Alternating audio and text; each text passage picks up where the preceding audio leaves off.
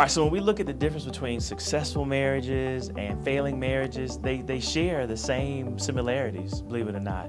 So a failing marriage, there is a shallow friendship. So it's not based on friendship. It's they don't date, they don't spend a lot of time, they don't have a system in place for stoking the fire or for maintaining the friendship. They treat marriage more like a noun versus the verb. So we are married, you know I love you, you know I care for you. However, when you look at the actual system or their actual actions or rituals, they don't have it. So the friendship is shallow, it's not deep. And then two, when they argue, they're not able to get through conflict successfully. And what we know from the research is that arguments are like plaque. One or two won't hurt you, but over time, those one or two arguments a week build up to just erode whatever relationship you think you have. And there are a lot of couples that can't even get to the actual to the actual disagreement.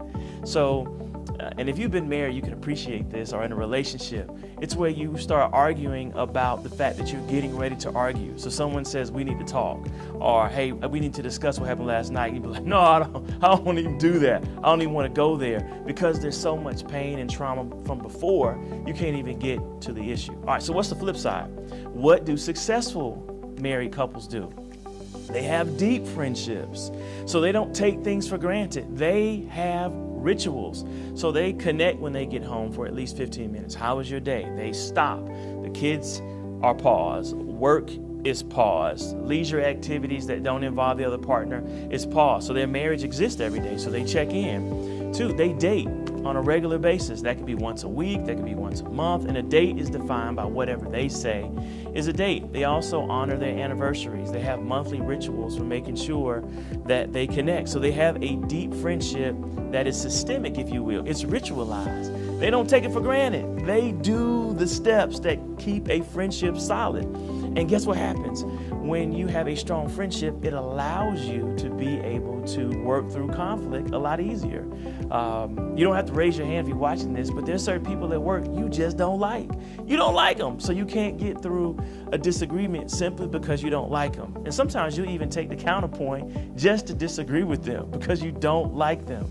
And what we know is that couples that love each other but don't like each other, they don't handle conflict well. And what we also know is that couples practice resolving conflict well.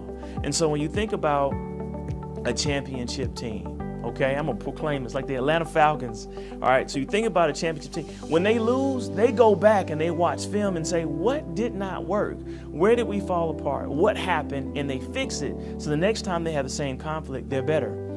Couples do the exact same thing. They call it relationship repair. All right, they go back and they say, what happened? Last night we got to arguing. I thought you were going to respond this way. You responded this way. What happened? So they learn to actually get better, and they have resiliency so that when they argue the next time, they get better at resolving conflict. So that makes sense. That's what successful marriages have that unsuccessful marriages don't have.